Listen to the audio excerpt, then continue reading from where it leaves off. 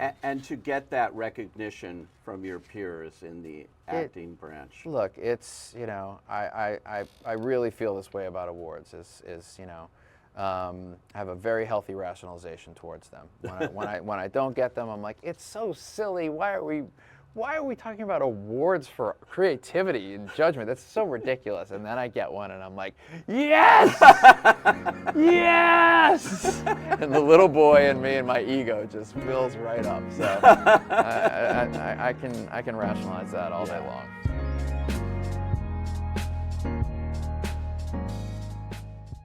To Hyperion CEO Paul Marks. That's right, Charles Chip Blatt, Emmy winner, and oh, there he is. Chip, former executive producer here at UBA. Chip, welcome to TMS. Or I guess I should say welcome back, right? Yeah, hi guys. Thanks for having me. No, of course. So, Chip, you've seen this network go through so many changes over the years. Why do you feel compelled to talk about this one today? Because 3 years ago I made a huge mistake. I waited too long to speak up about Mitch Kessler. I knew what he was doing. I mean, I didn't, not the extent, not all of it, but I had a sense of it. Maybe if I had said something earlier, fewer people would have been hurt, and I really screwed that up. Stand one. You've recently been let go from your job here. Yeah. So why should we listen to what you have to say? Because this has absolutely nothing to do with me. This is about UBA, and people need to know what's about to happen to this place. You mean the sale to Paul Marks? Nope, I mean the end of UBA. Here we go. Paul Marks is going to dismantle this place, literally.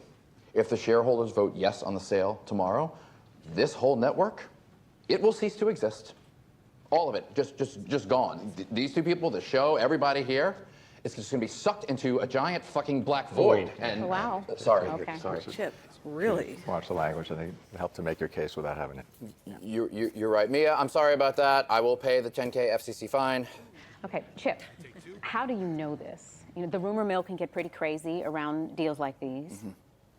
It's because it's been confirmed by multiple sources. That is what we do here. We fact check. When Yanko and Chris are telling you guys what's happening in the world, that's because dozens of people you never see, made it possible. It's a whole process, okay? Look, there's somebody on the national news desk. They're eating way too much junk food. They get an alert. It's a shots fired or something like that. They call the local sheriff's office to confirm it. Only when it's confirmed do they put out a news alert on a Slack channel. This is all like 3 in the morning, by the way. The producers, they start writing the scripts. Chris gets here ridiculously early because she needs to review and rewrite her copy because she cares about getting it right, which Twitter does not do.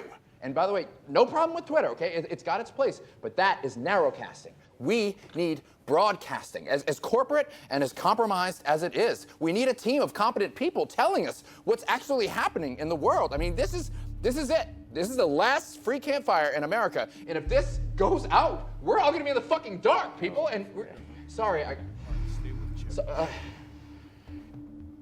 no. You know what? Fuck that. I'm not sorry. Hey, Paul, you want to nuke this place? Fine. You pay the fucking FCC obscenity fines. You are killing an 80-year-old company that started as a radio station warning people about the dangers of fascism, and you do not fucking care. So fuck you, motherfucker. Fuck you and the fucking rocket you rode in on, which, by the way, looks like a giant fucking metal dick. Welcome to the Actors Side, and today I have an Emmy nominee. This is the second time for this role of Chip in the morning show, and he also is, well, he's a filmmaker, an actor, a writer, a musician. This is all according to Wikipedia, and many other things. Gotta be true. You're many more things than that too, director. They leave off a lot of stuff. Okay. But anyway, this is Mark Duplass. Welcome to the Actors Thanks Side. for having me, man. Always good to talk to you. It is, and we've talked over the years Yeah. and things a lot about the indie film scene and all these many movies you've been involved in, and then all of a sudden, although you've done a lot of television, you find yourself in this giant television show Yes. on Apple TV, which is wildly different than the budget you're used to in your movie making, The Morning Show. And this is your second Emmy nomination as Chip. I think the first year you were nominated. That's right, first year, yep. And this year it was inevitable that you were going to be nominated. And you had an amazing story arc thanks, here. thanks. In season 3. tell us about where Chip is going. He's the executive producer of the morning show, and he seemed to have a meltdown by the end of this season. Yeah, I mean, I think what's really interesting to me about Chip is that on a show full of massive egos and crazy personalities, he kind of has become the moral center of the show in some ways, you know. And I think He's the moral center of television news, yeah, in my opinion. yeah, he is, you know. And so I think that he's constantly got a couple things at war inside of himself. I think the first thing is integrity is the most important thing for him, you know, and integrity in the news in particular is critical, you know. So he will fall on the sword for that and self-sacrifice. But the fun thing about playing Chip is that he's got this massive Achilles heel in his, you know, obsession with Alex Levy, Jennifer Aniston's character. It's definitely a codependent relationship. Yeah, it's they codependent. They can't quit each other. No, it's and problematic, and that's what I really love about Chip is he's not clean in that way. You know, he's not just a true hero for the news. He's Norma Ray with a thorn in his side. You know, and that was really fun to play. And I think, you know, to your point about the finale of last season, I mean, it was so fun to get to not only play that scene and drop that amount of F-bombs. I always enjoy that. But you can do that on Apple. You can do that on Apple, exactly. Which is the only similarity between Apple and my independent films. I think that, you know, his little, I guess we were calling it the network moment, you know. It really, to me, exemplifies, you know, when push comes to shove, you know, he believes in the news. He believes in the power of doing it correctly. And if he has to get fired, if he has to embarrass himself in front of his peers, because not only is he going to get fired, he's going to ruin his ability to get hired other places because no one's going to trust him anymore. Right. You know, so it really is a big self-sacrifice, and I like that. It is, and it was great, that scene, that particular finale scene is very Howard Beale. Yeah. But it's, I love the way the camera moves in on you so close. I mean, it's just there, you know. Yeah, there's this intercut out there. Somebody intercut like the network scene with my rant, and they go back and forth. And there's actually quite a few similarities there. It's pretty interesting. Yeah, that's wild. And then with Jennifer Aniston, who obviously plays Alex, your relationship with her, actor, went way beyond the morning show. You knew her? So Jen and I have been mutual fans of each other's for a while, and there are moments where, you know, oh, we might do this movie together, or we might do this together, and it never quite aligned for us. And so when this morning show job came up, it happened to come up at a time in my life where our company, Duplass Brothers, was really thriving.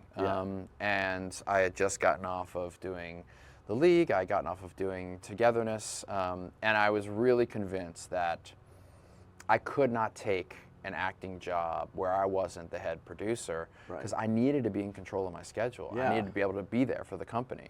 So I had promised everyone, like, I'm here, I'm running the ship, and then knock, knock, knock, here comes the morning show. And I was like, well, shit, like, what am I going to do now? I was actually really surprised when you were on that show, and I go like, has he ever done this where he's not in control? I mean, I did it on The League. I wasn't in control of The League, but that was at a way different time in my career, you know. But the truth of the matter was, it felt too good of an opportunity to pass up for a number of reasons. I think that I think very pragmatically and holistically about my career, you know, and I think about John Cassavetes a lot, and I think about, you know, what he was able to do by being in these A-list films and having his face be there, and it raised the value of his own little movies that he was in because of that. And I thought, man, if I could... He gets nominated for an Oscar for The Dirty Dozen. Yes.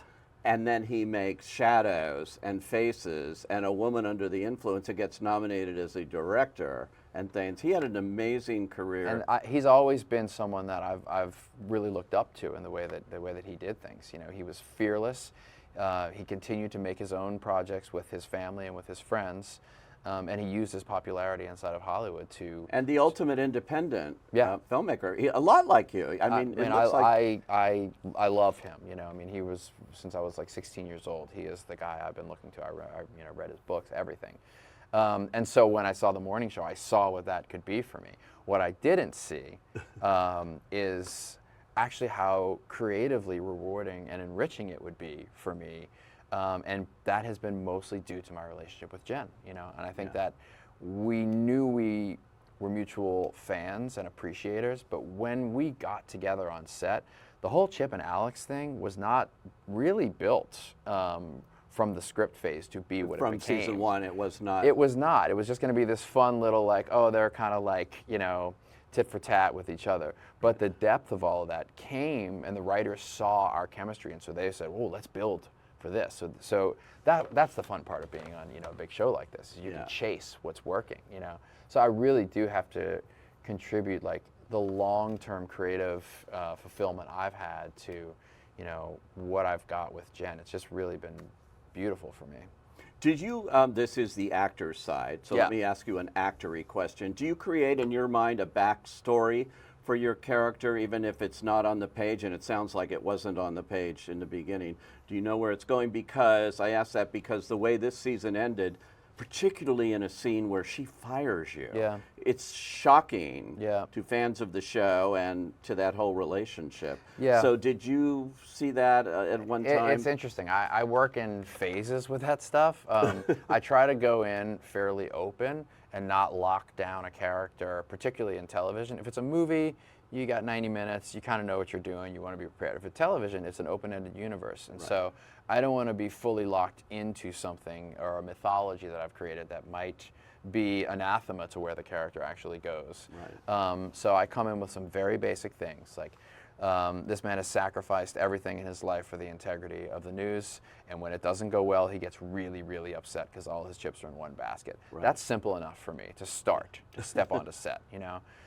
Then there are little things that we build. We're like, oh, he never sits down for a meal. Like he's always like, a meal for him is always on the move. So there's always mustard on the sleeves. There's always these little things. So we built in these little things. And then I think the larger mythology started to develop vis-a-vis the Alex and Chip relationship.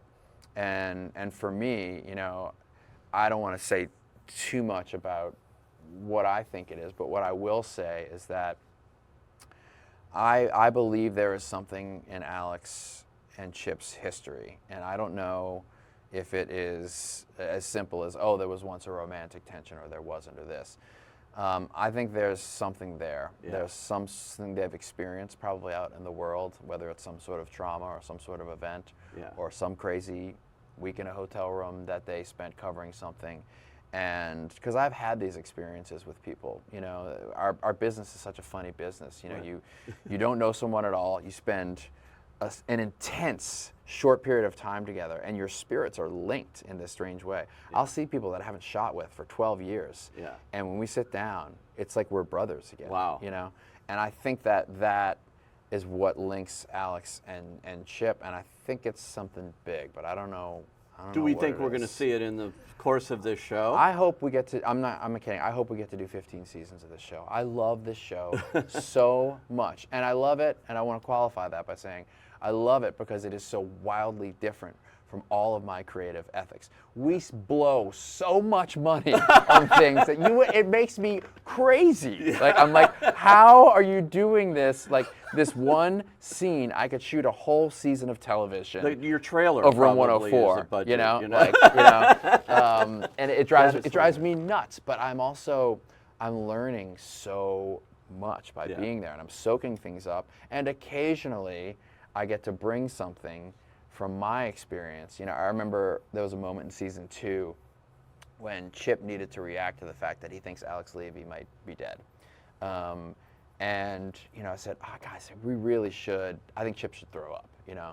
And they're like, it's a massive apparatus. It's 300 people. They're like, it wasn't on the call sheet. We don't have props. We're not prepared for that. And I was like, guys, take me to Crafty. You know? So we walked over to Crafty, and I was like, great, oatmeal. Stir that in, get a little bit of water, and put a couple of chunks of some raisins, a little food chunks in there.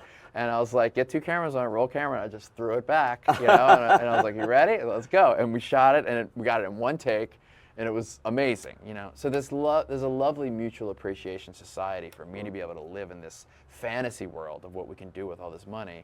And every now and then, But them still being- put on your puffy chair hat. every now and then they're like, "Hey, Mark can make you a vomit scene in 5 minutes." You know, it's kind of cool. Yeah. I can handle this. Yeah. That is so funny. You know, the whole thing with this show is that it's so timely. It seems to like play off the news. I don't know how you do it with the schedules here. You're shooting now, right? Shooting right now. You're Yep. shooting season 4. You've been shooting for about a month or so.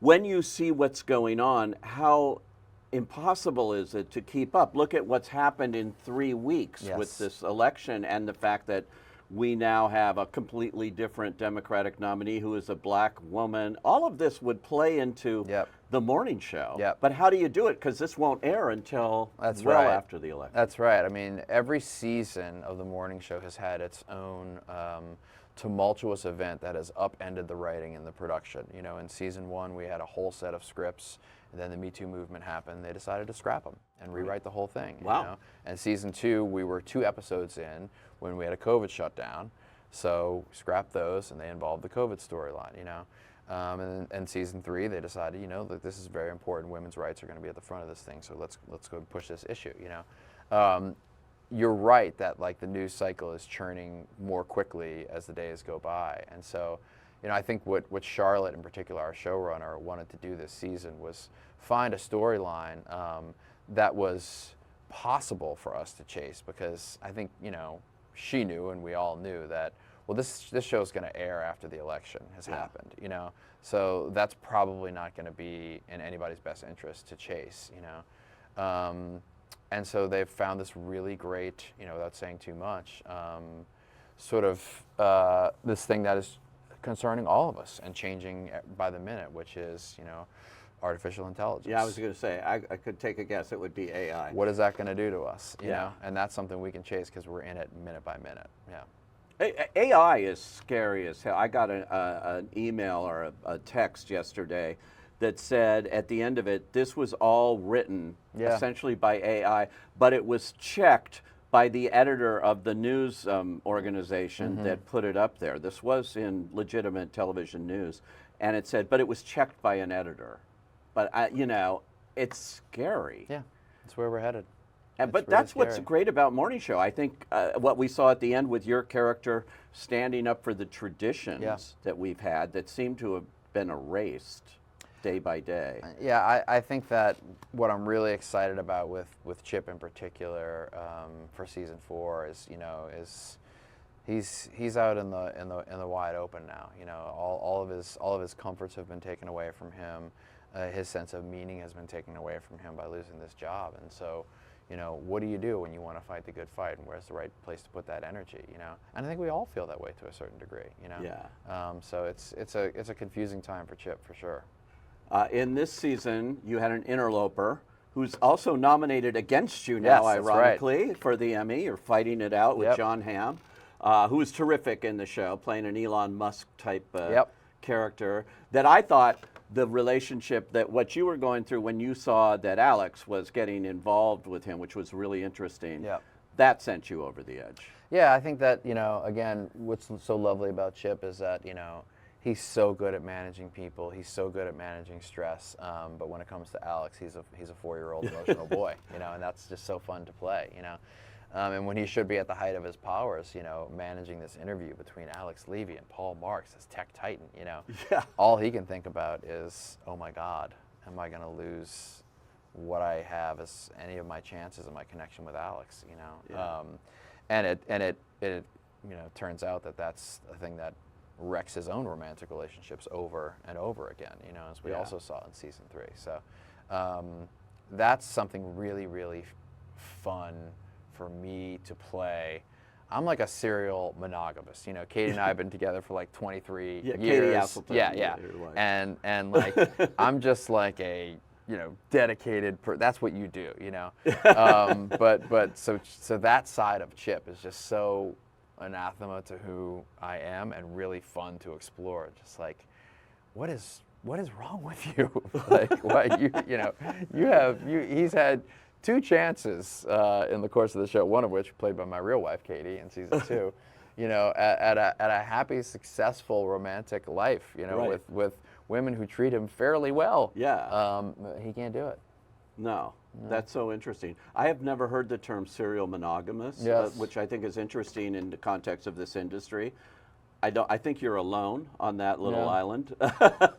There aren't many in this business. Yeah, it's funny, you know. I mean, Katie and I met when we were 24 and 22, you know, and I think that there was something about, you know, Jay and Katie and I locking arms together and realizing that like this was going to be impossible for us to make our way in this industry. If I want to be a successful actor in any way, shape, or form, I'm going to have to forge my own road. I'm going to have to make things myself. And it started with a $3 movie in our kitchen, then to a, you know, $100 movie in a kitchen with 2 actors, and then the puffy chair for $10,000. Right.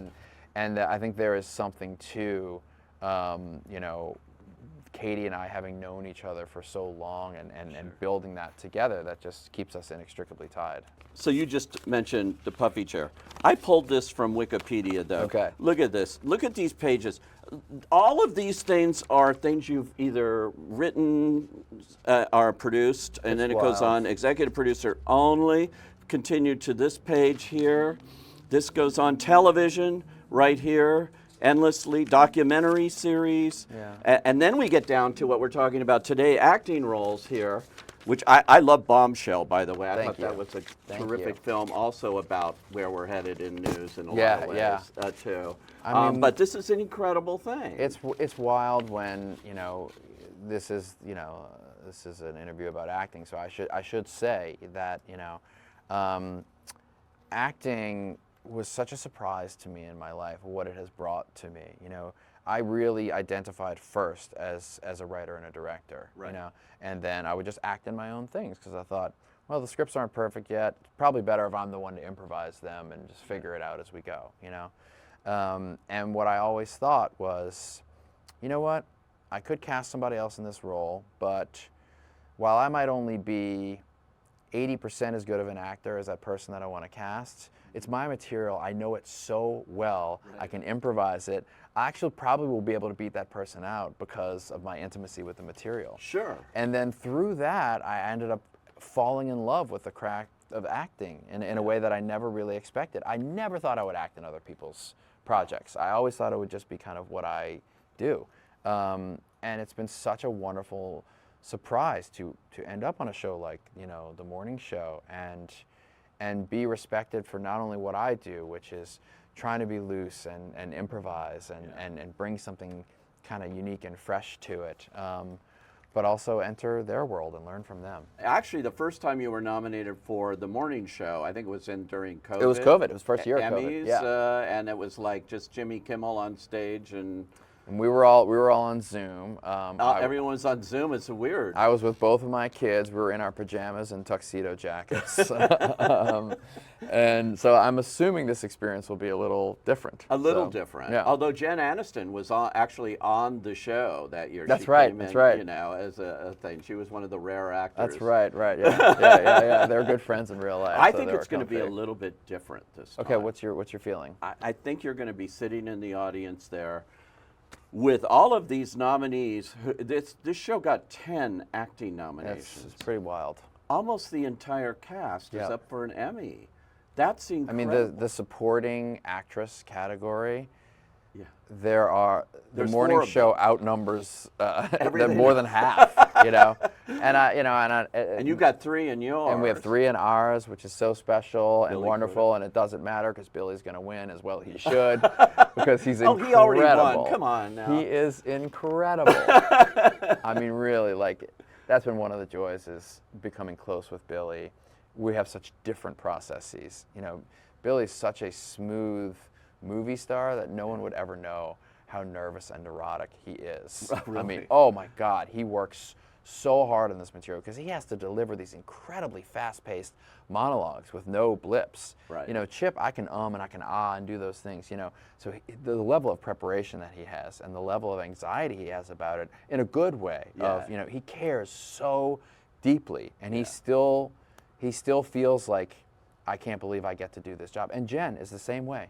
You know, Jen, that's one of the reasons I love working with her. She's so humble and so sweet, after every take, it's, oh God, that sucked. I got to figure this out. Oh my God, and just in the way that, she's an international icon. She could be guarded, and she's just so open, and that's been the big surprise of the morning show. Is I thought I was entering the realm of international movie stars, and it might be a little guarded and a little cold, but this will be great for my career. And it's actually turned into this wonderful family environment. It's great. Some of the critics gunned for the show, I think, because of that. Yeah. And I think they were won over in season 3 because you could see the critical There was a trajectory turn there. change. Yes. It was very interesting to watch, and now you see it validated with all of these Emmy nominations in Best Series and everything. And when you get 10 acting nominations for anything, that's clearly something. Yeah. I mean, I think that critics and reviews are a very interesting thing. I've been very fortunate in my career, in my own work, to receive mostly positive reviews. But if I'm being really honest, I think a lot of that is because, everybody wants to support the two little brothers in their cheap Hanes hoodies making movies for $5. Brother Jay Duplass. That's right. They wanted to lift us up, know. But when you come out blazing like the morning show, and you got Reese and you got Jen, and we're Apple's flagship show and the big one, you are setting yourself up for some darts, That's it. So it's tricky, but I've been pleased with how they have slowly but surely kind of won people over. And I should mention that you and Jay, your brother, wrote a book together We as well. did. We wrote a book called Like Brothers that is all about our history of collaboration, our history coming up from nothing and building a career out of thin air. But I think also, what it's about is, what is it like to be so close with someone for so long and be inextricably linked. We were the Duplass brothers for so long. We weren't Mark Duplass and Jay Duplass. Right. So how can we become still the Duplass brothers, but also separately be Mark and Jay, which was a big struggle in our relationship for a few years to try and make that work. It was, I think Gwyneth Paltrow would be proud of us. There was a conscious uncoupling that happened there, and we made it work. Well, you were kings of Sundance. Yeah. Where do you think Sundance should move, by the way? It's really hard for me to say, but I mean, there are a couple of things that I really do like Atlanta because I think that community out there could really benefit from it, but there are also so many facets of it that I don't fully understand. Right. Then there's the completely selfish side of me, which is like, I'd really love to go to a place that's not full of the flu and COVID in January with hard ice on the sidewalks, because every year I get sick and I fall and break something. So there's that logistical We're going to element. get it out of Utah for you. Yeah, could be nice. Yeah. Anyway, Mark Duplass, always fun talking to Oh, you. it's great. Thanks for joining us on Behind the Lens, and good luck at the Emmys. Thanks, buddy. Appreciate it.